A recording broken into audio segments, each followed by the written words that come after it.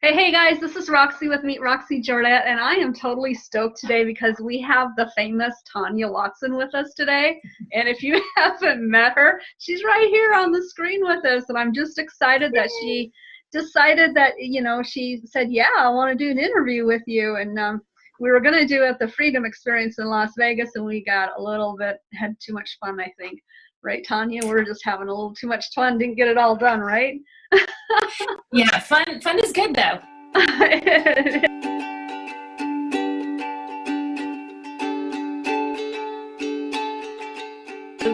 So thank you so much for joining me today on this interview. And it's not really an interview. I think we're just going to have some discussions. I'm just going to ask you some questions and all that good stuff. So if you're ready, let's just move on into it, okay?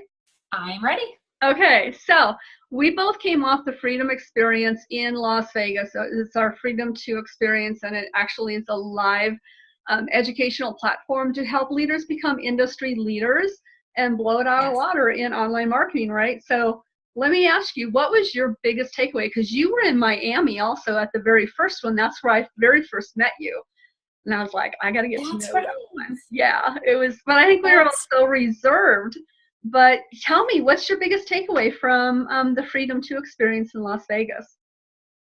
So it's hard to pick just one, because I think going into Vegas, I had an expectation that I kind of know what I'm going to experience, because I was in Miami. And I don't know about you, Roxy, but I felt like it was completely different. Yeah. There were a few things that I thought, okay, I've heard something along this line, but even that stuff maybe it was just my ears were tuned differently. But I came away from this event with a very different kind of an even more elevated feel than I did coming out of Miami. Coming out of Miami, I felt very empowered and very ready to go. And now coming out of Vegas, it's just amplified. So I think that the more that you stay within a space of great people and great entrepreneurs, and even people who are new but hungry to be an entrepreneur, I think it just feeds you, Yeah, I totally agree with you. It's just, like I was talking to another person earlier today, and we always we always say shoot for the moon. Well, it's right. Past the galaxy in places that we've never seen before is where this company is taking us, and truly breaking ground and changing the structure of online marketing. And it's so cutting edge, don't you think, that it's just people are not going to understand until they jump in and join us in all reality. Oh, 100%. Yeah. And then Absolutely. the other thing too, really quick, that it was really interesting. I was doing some comparing with Miami and then with Las Vegas. And I know in Miami, I was really reserved because I was coming off of, a network marketing background and not knowing, who you could trust. And, it was just me. That's who I was at that time. And coming and then, thinking that was in June, and then working with the leaders and everyone working together and locking arms, and then coming out of Vegas here this last week, totally different. It's like people want to share what they have. And they're not afraid. They're just like, here, try this, do this. I mean, everybody is helping each other and not holding anything back. Is that what you found? I totally agree. I didn't even realize it until after coming back from Vegas, that the difference in how I felt going into Miami, I was very reserved as well. And I felt I had met a lot of the people because I had been to an event before that, but I was still very reserved and very nervous and just feeling like I was, I don't know, kind of a fish out of water, even though I've been in business before, but it's just, it was a new thing. Now coming into Vegas, I felt like, okay, I'm going to see my family, which I know before you've been there, it's really hard to feel that. It's really hard to understand that, but it truly is, like you said, it's just a group of people that everybody is working together for a common goal. There's no competition. There's none of that kind of, in the corporate world, there's always that feel of, I've got to do better than this person, or that person's going to get ahead. And that's not how it is here. It's really a group of just awesome people that want to work together and encourage each other. And you can totally be yourself because that's really honored here. It's honored Oh my that, gosh. you're you and I'm me, and let's just all work together and appreciate each other's Yeah. differences, and how we're here for a common goal. And everybody can be successful regardless of, Yes. everybody's gifts are different, and it works for everybody. And I love that you brought that out because I'm gonna get teary-eyed. This is crazy. Mhm. But yeah, people see you for who you are Yeah. and no airs about you. And I love that. Yeah. Just real and authentic Flirty. Here we go. But it's true. People here, I think that once you get into a live event and you see that people's hearts are just right there, and there's so much authentic, let's just celebrate each other, and let's all Yeah. cheer for each other, and let's all work together for a common good. I had somebody tell me, I've never been in an environment like this where everybody truly wants each other to succeed and everybody truly cares about each other, and there's none of that positioning and none of that, Right. I've got to be this way because that's how they'll accept me. Everybody's just, let's just be us. Yeah, you just be authentic and be yourself, and we love everybody where they're at, and pull them forward. And the leaders, and that's what I love about the leaders like Jeff and Andrew and Jordan, like they just want to see our unique abilities and pull that into greatness and not be cookie cutter. And boy, I've looked for this for a lot of years. It's Me crazy. too. Yeah. So Tanya, tell me a little bit about yourself. Like, what kind of person are you? Since we're being authentic and real, tell me, what kind of person are you? So, just kind of the normal like stats that you share. I live in Atlanta, and I'm a mom. I'm married.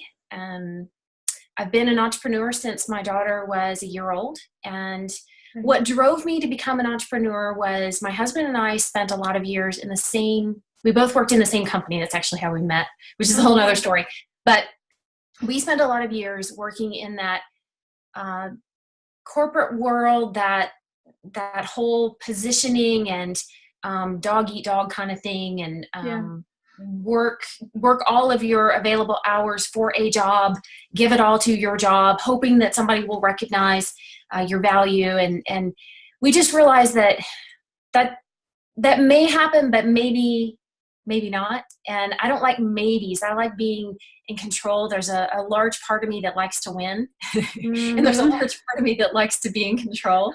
As much as I don't like to admit that, that's who I am. I hear you. Well, we're all about being transparent and authentic, and I appreciate that because I fall there too. It's something that I work on daily. So thank you for being transparent.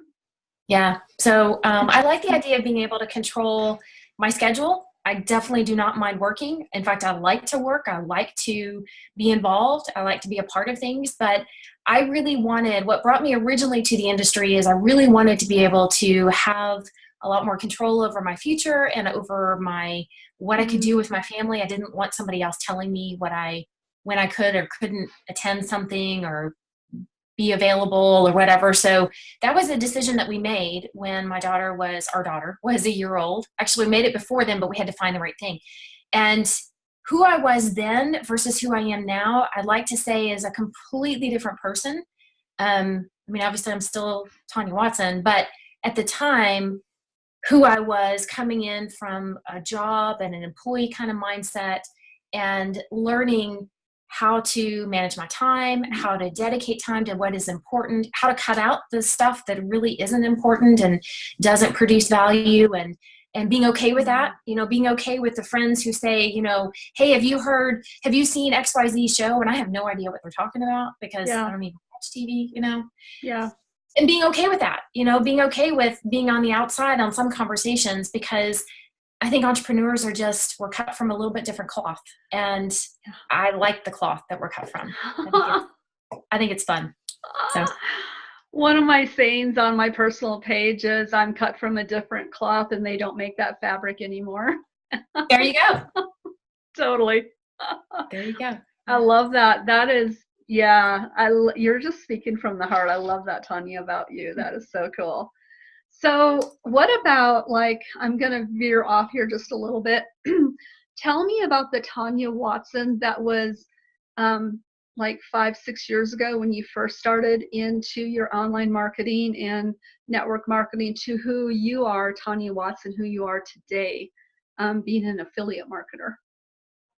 So when I was in network marketing, and actually I've been doing it a long time, when I was in network marketing, there was a large part of me that still had a lot of that corporate thinking of, I don't want that person to be seen as smarter than me or better than me, or I really had trouble not.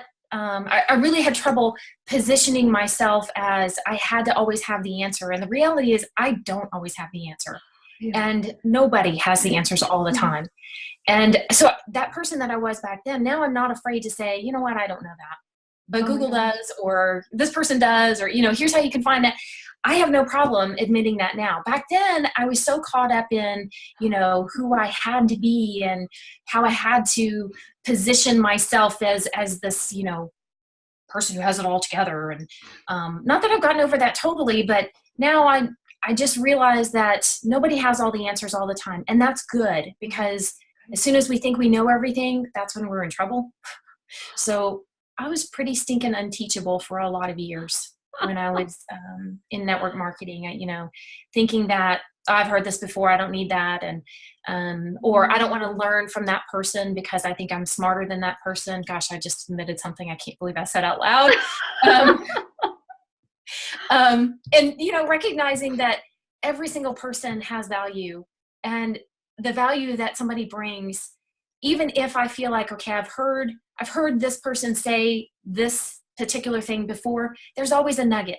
And Tanya Watson today strives to be that person who seeks the valuable lesson, even if it's something that I feel like I've heard before, or I already know what this person knows, or whatever. I really strive to, there is value in everything that somebody says if I just seek that valuable lesson. So rather than making an assumption that I've already heard this, already know this, or that person, maybe they have already told me something before or haven't told me, whatever. Just putting all of that out the window and just really being open and honoring that person for who they are, and just listening to what kind of value, because there's always great value. Oh my God, that is so powerful. And part of the program that I'm going through outside of Lifestyle Design International is all about being in that moment, being right with that person, like you and I are right with each other right now. We're truly listening, not thinking about, is this what they mean, or is that, because we can be so authentic, and we know that when each of us speaks, that's what we mean, and there's no story around it, right? Right. And that art of listening and being with that person, if we could have everybody in the world be that way, can you even begin to imagine what that would be, the change in this world? Holy cow. Holy right? cow, yes. It'd be amazing. That's some good stuff. Yeah. If we could just get rid of the need to be right, and the need to be that person with all the answers, and just be ourselves. Yeah. Yeah. That's I love how you compared where you were, starting in network marketing or online marketing to where you're today. And that is the freedom that our company is opening up. They are changing that in the industry and really opening that up. And I don't know about you, I'm pretty sure when I say this, you're going to agree, but it is such an honor to be on that tidal wave of, making a real change in this world, and for a really good cause for humanity. I mean, it's just not just online marketing, but it's humanity that we get to speak into. It is, and it's a fact that there are a lot of hungry people, meaning people who are eager to be able to break free from where they've always been, and to know that we have a vehicle that can offer that real knowledge and that real change is something really, it brings a lot of gratitude for me. I'm so happy that the path that led me to here, obviously it's the road less traveled, but I'm so grateful that I'm here. And Yeah, absolutely. So yeah, and that just brings up something else. Like this isn't just for entrepreneurs. Like this company is not just for entrepreneurs. It's for everybody who wants to become a better version of themselves or change things. And I Yeah. think that's something that needs to be, marketed out there is we're for people who are retired. We're for people who are still have jobs and they love their jobs. We're Yeah. for the university student or the high school student going into university studies. This platform can pull you forward, into that human being that can really contribute to all those areas. It's not just online marketing, and I think that's a big deal that people are missing. It is. I think that people have this. It's kind of old school thinking that, okay, if I get an education, go to work, stay in a job forever, and then retire, I'll be happy. Mm. And the reality is that there's a lot of stuff along the way that can make us happy. A lot of personal growth opens doors that we may not have even known were available. We didn't even know the door was there because it was hidden, because we either didn't look, or we were missing it because, like, I was so unteachable and strive to look for the doors now. I think that people, even people who are at an age where they're realizing, okay, this job may not be what I want forever, but what do I want? This opens a door that they can find something that can give them a whole new avenue and give them a whole new purpose that maybe they didn't even know of before. There's so many things that when you have success, there's so many things that you can do with that success, that different people are driven by different things, different whys, and Mm-hmm. recognizing that this is the vehicle that can open doors for people that maybe they never realized could be possible for them. That is so exciting to hear you say that because, like, okay, so I had this thing going on in my head as you were talking, and something that I've learned to do that I probably don't share out there a whole lot, but I've learned to ask the questions. I've learned through this company, I've learned to ask the hard questions and Mm-hmm. to knock on doors that I never believed would even open or that would even be available. And if it's a no, that's cool. But what was more important is that you step forward and you learn how to ask those questions and you dig in and and I remember back in my corporate job, I would never think about asking hard questions because I was afraid I'd get fired. And now it's kind of like it's totally opposite. Like, I'm going to ask the question, what can hurt to do that? Where before, so you're kind of from a poverty, I'm talking about myself, coming from a poverty mindset into, a prosperous mindset. And until, we know that when one door opens, another door or closes, another one will open. But that other one won't open if you don't ask the question and start walking towards it, right? So, It's true. Yeah. I think relating to that, I think it's a difference in a fear-based approach to life versus a take the bull by the horns, whatever expression you want to use for it, but right. the be the one that designs what happens, rather than letting life happen to you, but being more in the driver's seat. And Mm-hmm. if you want to find a door that can open, you do have to ask those questions. And I totally get that whole fear of, what if they don't like what I said when it Mm-hmm. comes to a job? What if my boss feels like, I'm acting above my pay grade or my title or whatever.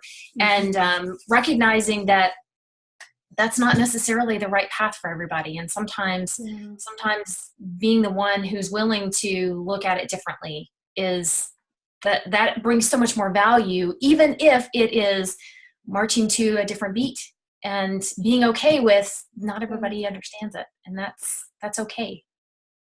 Yeah, Being okay. that's pretty huge. Yeah, knowing that not everybody's going to understand it, and that's okay. And you're confident in that, and you can roll and stay, stay who you are. I think that is perfect. Yeah. Yeah. Oh, wow! I just love talking to you. Ah, thank It's you so just so much. much I'm so fun. glad you asked me to do this. This is fun. So let me ask you, for a person that's going into online marketing, to developing their entrepreneurial skills, what would be some advice that you would give to them? Gosh, it's hard to narrow it down. I would say that one really important thing that has to be a daily choice is where the time and attention goes. So if we let our day just happen, we're never going to get done the things that we need to get done.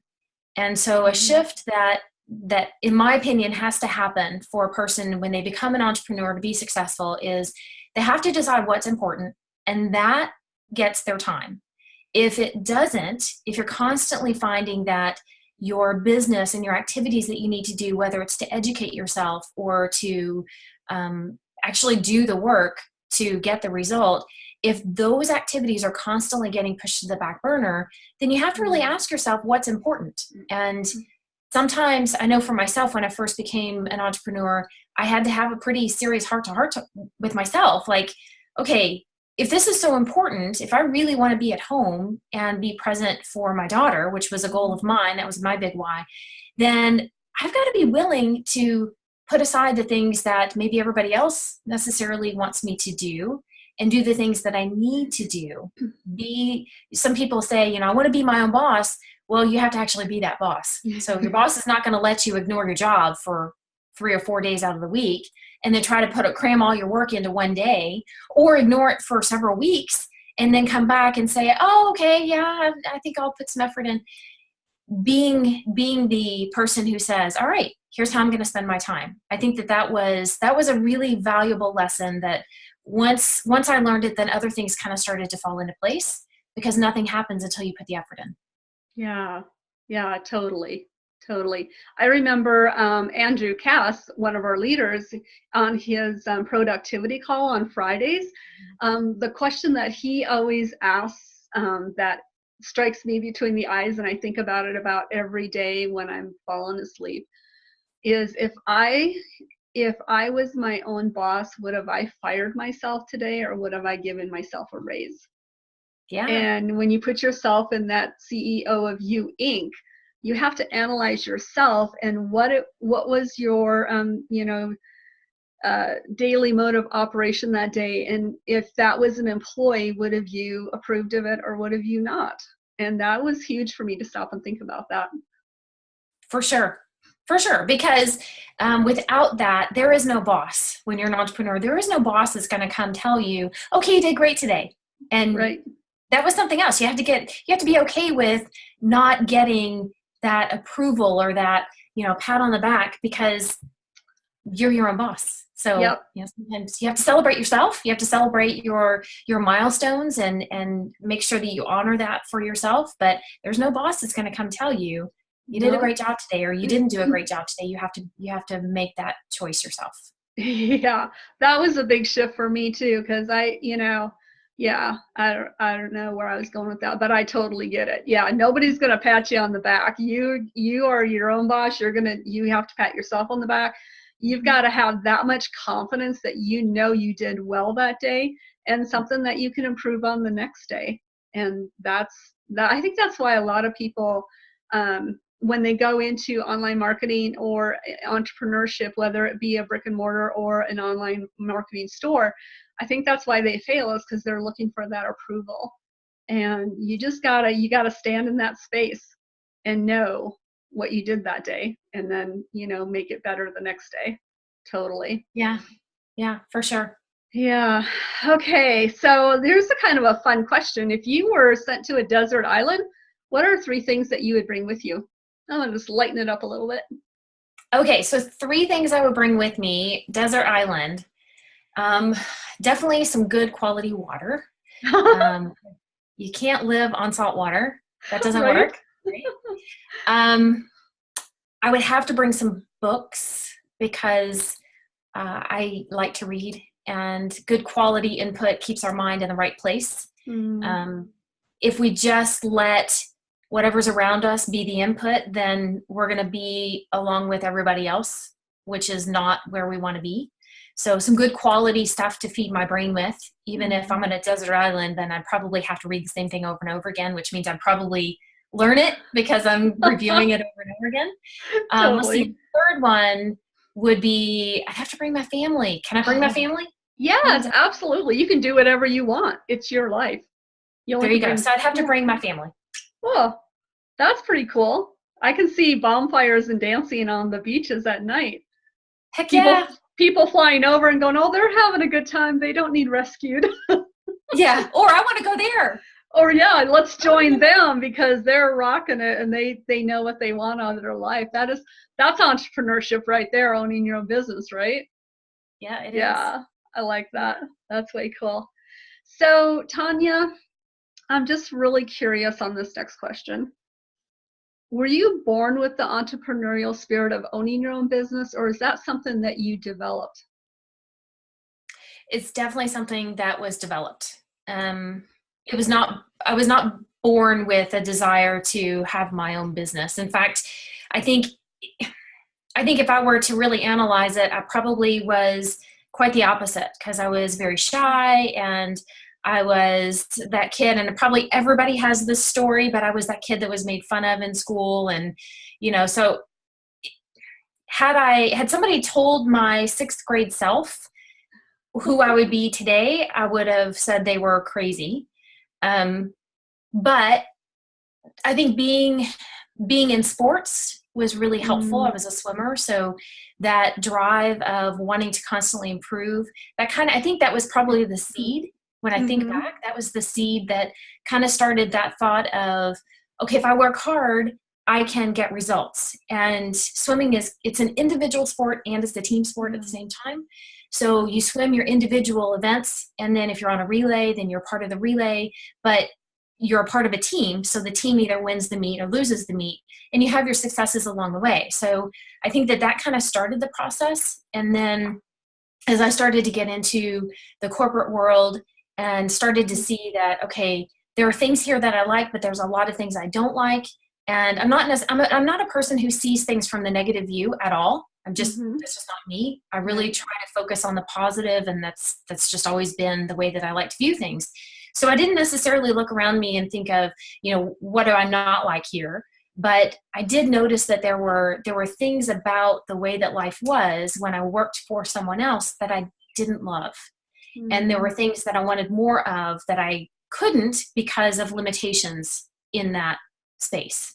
So it was actually my husband and I riding back and forth to work together and looking around us and saying, oh, okay, there are successful businesses, or we're driving past all these successful businesses. And if they're doing it, they might be smarter than we are, but we can figure things out. We're not stupid people. We yeah. can figure things out. And if we just find the right resources, we could probably do something like that too. And that was kind of how Mm, we started the conversation.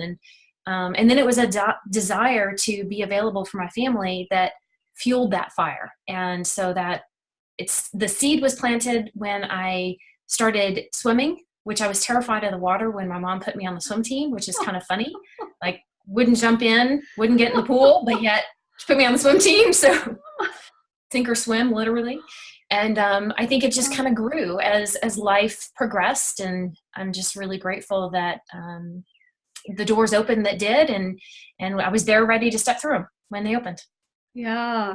So something that you talked about, like you were fearful of water, and yet your mom, parents do know a lot of good stuff, right? So you were afraid of water, and they put you in swimming lessons, okay? And then you Mm-hmm. became a swimmer, a competitor, and Mm-hmm. that really kind of fueled that independency also to be an entrepreneur and know that there's a better way. Um, Yeah.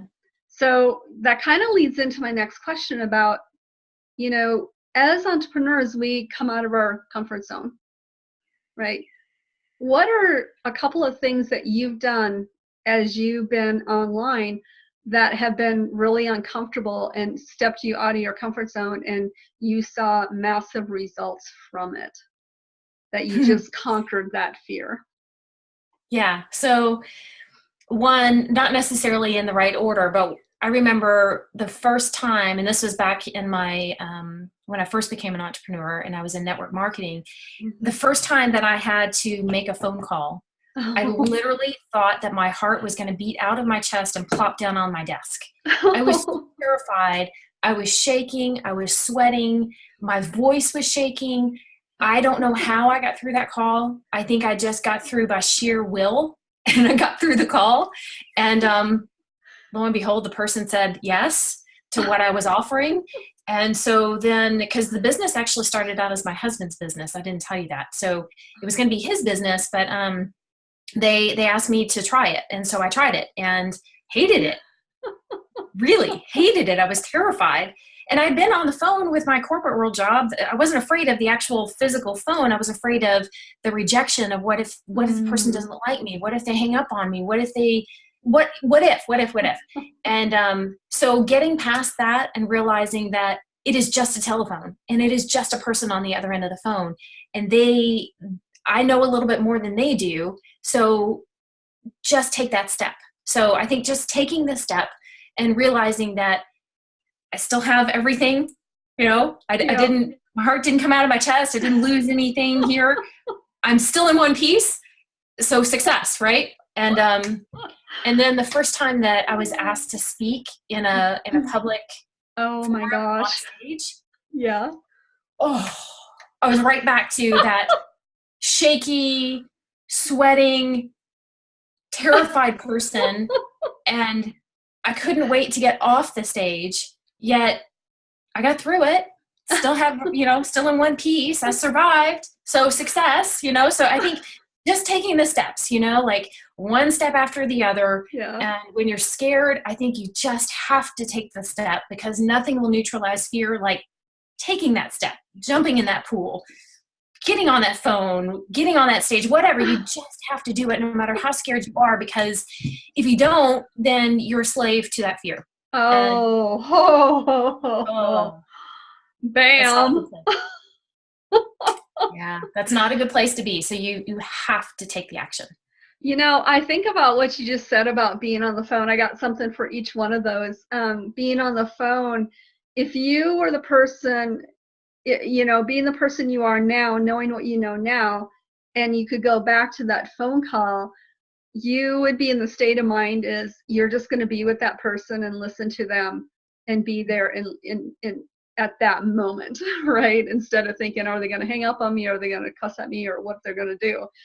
And even though you got the sale, at that time, it'd be interesting to do the same thing, which you kind of do now, because you're a coach also. So you're being in the moment with them at that time. The second thing, let's see, that just kind of flew out of my head. Oh, the second thing about being sweaty and going up on stage and talking, you reminded me of, like Jeff Lerner, in Lifestyle Design International. And he talked about, that sweaty person that was trying to meet all these people when he first started in marketing. And then, of course, watching him this last, at the Freedom Experience was totally different person than it was when he first started. So it really is a huge personal growth on all of us as we move through these different stages of our building our businesses online. It's crazy. It is crazy. Yeah. Okay. So, I think, let's see. Oh, okay. This is good. What is one of your greatest achievements on being in online marketing? It doesn't, it doesn't have to be money. It can be personal growth, whatever. What's one of your biggest achievements that you're just like, not many people know about this, but it happened? Well, at first, until you said being an online marketer, I was going to say greatest achievement is being a mom, but yeah. awesome. But that's not, I'm an online marketer because I'm a mom, because that was a choice that I personally made that was important to me. But greatest achievement, I think, is actually when knocked down, and that's happened a lot, but when knocked down, I get back up. Oh, yeah. Don't let something keep me down. It might keep me down for a little bit. And I remember one time something happening, this is years ago, something happening, and my mentor at the time said, you know what, you get a day. You can have a day to lick your wounds and have your pity party, and then tomorrow you're right back at it. And I thought, okay, I'll take my day. And I did. And next day got right back at it. And that has actually stuck with me. That was years ago, and that has stuck with me, the importance of if you have to take a little bit of time to have your pity party or, whatever didn't go right. But I've actually learned I don't need a day if something goes wrong. I just kind of shake it off, just like a wet dog. I'm sure that was great. I But love it. I literally do a wet dog shake sometimes. Like I start shaking one arm, I shake the other arm, I shake my legs, shake my whole body, shake it off just like a dog. If I'm feeling like something has gotten a hold of me and hasn't gone right, then I just do that wet dog shake and it's like, okay, all right, ready to go. So I think greatest accomplishment is learning that if something doesn't go right, it is not forever. It's my choice to get back up and go at it again. Maybe take a different approach, maybe try the same thing again because maybe I just didn't have the skills the first time or whatever. So I think that's a skill that I didn't have before that I sure am glad my mentor taught me. Shake it off, get back up, go at it again. Man, that is like the purest gold ever. Seriously, just sit in it for a little bit and then shake it off like a wet dog and get going again. I mean, that is pure gold, Tanya. Oh my gosh, that's awesome. So as we wind down and just chatting with you today, I am always so honored and privileged that you get on the phone with me every once in a while and we get to chat and have a good time and speak life into each other. What are a couple of gold nuggets that you would want to leave the viewers today? And then also, do you have a website? Do you have a professional Facebook page or anything like that that you would like to share with them today? So I think that the biggest thing is when you're feeling anything less than 100%, anything less than, all right, I'm going to go get them today, which some days we get up and we're ready. And other days we get up and we're like, ugh, you just have to do it because you don't feelings are actually liars. You don't feel like you're 100% all the time. Nobody does. And so you have to pull to your resources. You have to go to that go-to audio or that get out there and exercise, get on the treadmill, get on the bike, whatever. Get some of those good, healthy endorphins dumping into your body. Yeah. And make a decision that no matter what, I'm going to do what I need to do today, even when I'm not feeling it, because that's what entrepreneurs do. They don't let a day go by without doing what they need to do. Sometimes what they need to do is take a day off and go be present with the people that they love. And that's the time to do that. So wherever you are, be in that spot, be in that space, be 100% present. And if it's time to work, then work.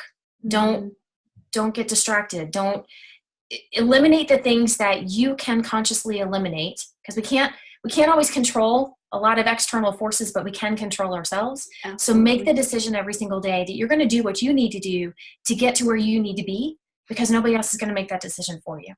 So I don't know if that actually answers the question that you asked. It does. Oh, I'm so appreciative of you being on this coffee chat with me today and just being authentic and real and sharing the Tanya that I know and that everybody else knows. Such an inspiration to me and so many other people. You just rock it, girlfriend. I just am excited to see what the years bring, because I know we're going to be friends for years. So, it's just going to be a lot of fun walking through life together and your family and all that good stuff. So thank you so much for being with me today. I really appreciate it. Thank you. It's really been a pleasure, and it's an honor that you asked me. So thank you so much. And I just love you. I love you too. Okay.